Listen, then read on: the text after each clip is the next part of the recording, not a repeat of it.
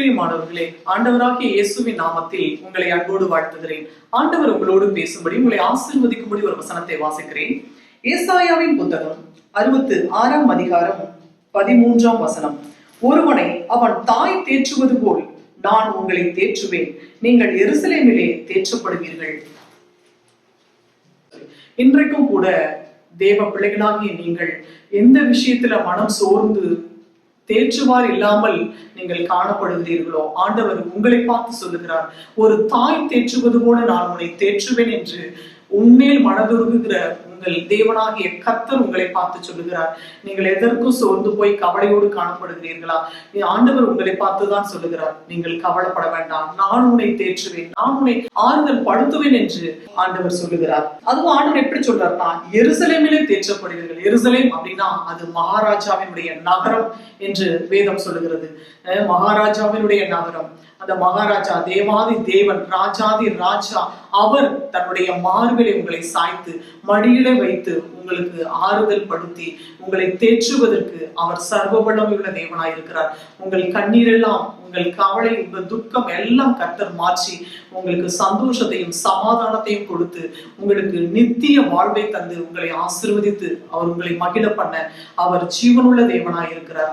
பிரியமானவர்களே, நீங்கள் ஒன்றுக்கும் கவலைப்படாமல் இந்த வசனத்தை சொல்லி நீங்க ஜெபம் பண்ணுங்க.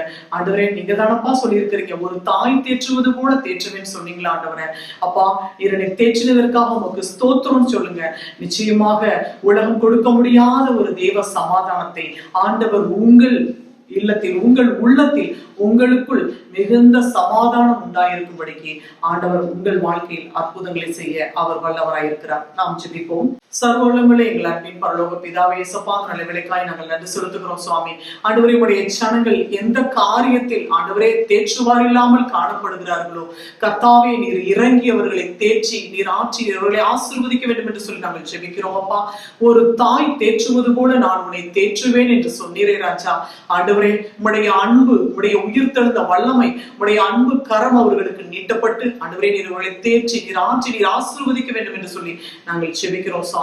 ஆண்டவரே, அப்பா, பிள்ளைகளுக்கு சமாதானத்தை கொடுப்பீராக. ஆண்டவரே, எந்த காரியத்திலே ஆண்டவரே அவர்கள் துக்கமாய் இருக்கிறார்களோ தகப்பனே, இந்த துக்கமெல்லாம் மாற்றி இப்பொழுது ஒரு சமாதானம், தேவ சமாதானம் அவர்களை நிரப்ப வேண்டும் என்று சொல்லி நாங்கள் ஜெபிக்கிறோம். அப்பா, ஆண்டவரே, ஆண்டவரே அப்பா, உடைய ஜனங்கள் சமாதானத்தோடு வாழ கர்த்தர் நீர் கிருபை செய்ய வேண்டுமாய் நாங்கள் ஜெபிக்கிறோம்.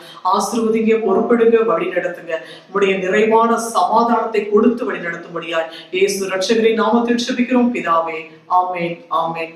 பிரியமானவர்களே, கர்த்தர் உங்களை ஆற்றுவதற்கும் தேற்றுவதற்கும் அவர் உயிரோடு கூட இருக்கிறார். நீங்கள் ஒன்றுக்கும் கவலைப்பட வேண்டாம். கர்த்தர் உங்களை ஆசீர்வதிப்பார். God bless you.